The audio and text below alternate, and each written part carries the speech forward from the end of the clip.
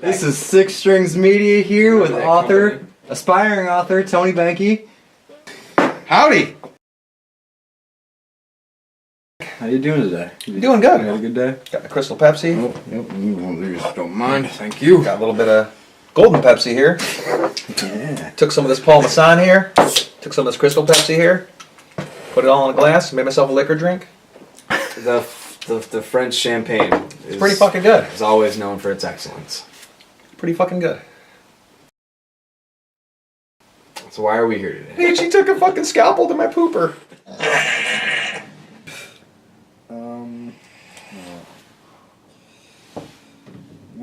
What is an average day? Fuck.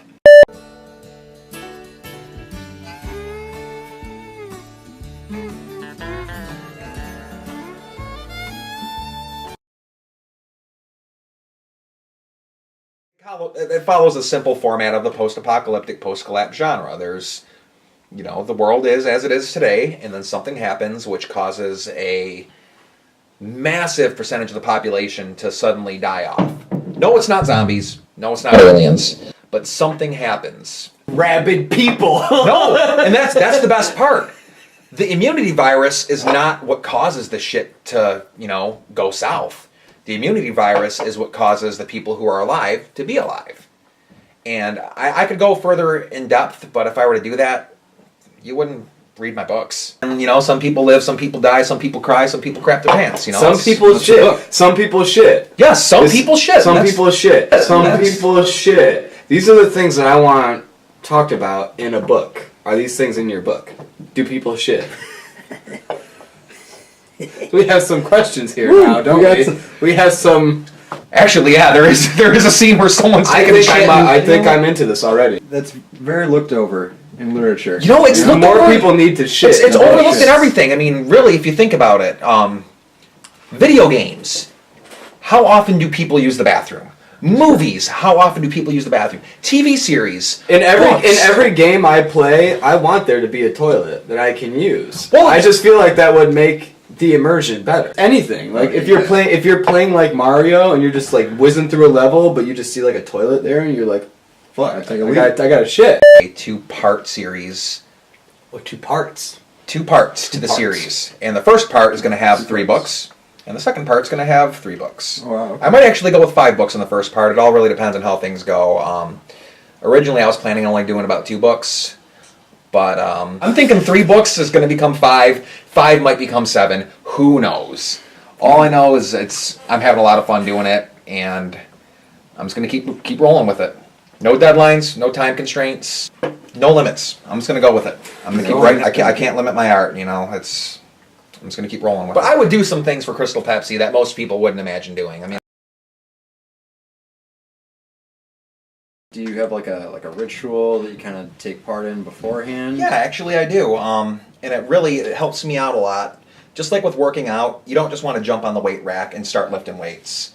You want to warm up. You want to stretch first. So I decided to start keeping a semi-daily journal. And, you know, being a machinist, I get pretty dirty at work, so I take a shower. And usually I'm in the shower, soaping up my hair, soaping up my body, getting all cleaned up. And that's where I kind of think about what I want to accomplish for the day. What is character A going to go through? What is the conflict going to be? How is this conflict going to be resolved? And find the proper words to describe it. I feel like the best thinking is done in the shower, honestly. Yeah, it honestly is. You're by yourself, you don't have any distractions, and it gives you time to think. Some of the best thinking is done either on the crapper or in the shower or on the road by yourself, you know, driving home from work. Oh my God! You guys gotta try that. It's fucking Crystal Pepsi and peach brandy. The last drink I had was just Crystal Pepsi and Captain Morgan.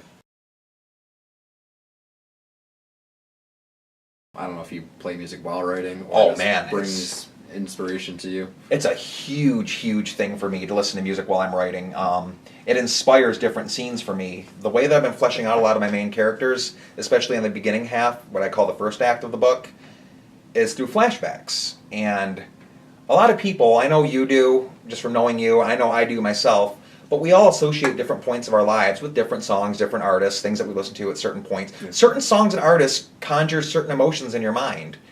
And like it hurts sometimes. Yes, it does, dude. Motorhead. Oh, yeah, definitely. Oh. Motorhead, hell Yes. yeah. There's actually, I was listening to Motorhead during one of the first car chase scenes, because there was a car chase scene in that, and I was listening to the most cliche Motorhead song of all, Ace of Spades. Oh, yes. But dude, it was great, man. It got me in the mood to write this scene. They're wailing down the highway. Ace of Spades! Exactly, man. It let me with them fucking warts jiggling on his face, dude.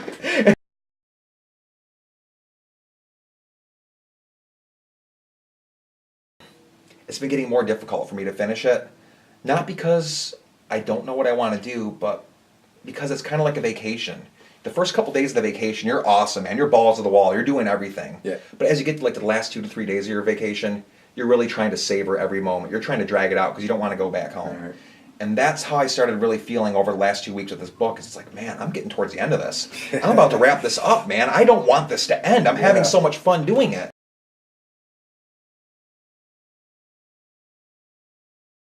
I like seeing other people get enjoyment out of life, and I get a lot of enjoyment out of literature, out of music, out of art, and I feel like others could too. And really, I want to bring a story to the post-apocalyptic, post-collapse sci-fi genre that hasn't been told yet. Where are we at here? Did I already ask you to...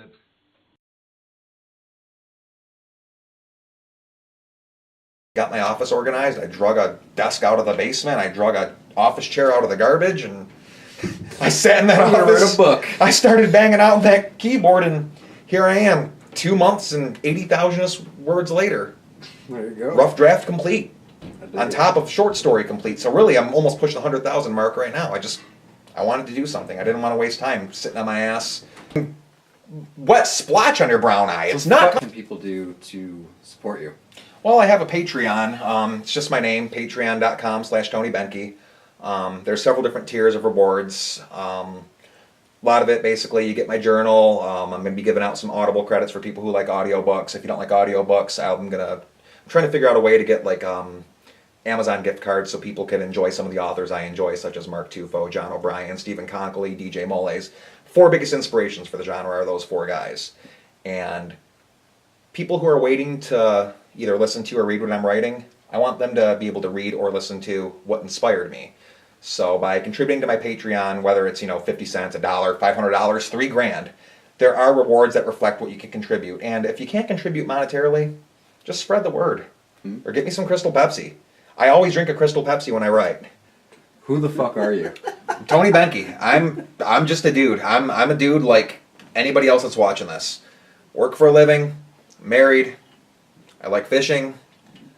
Peach rings. Peach rings. That's There it. you go. No. Actually, that did kind of taste like a peach ring. Actually, that did kind of taste like a You should call it a peach ring. Or a pee hole. That did kind of... A pee hole. Wow. Call it a pee hole. Call it a pee hole. Peach hole.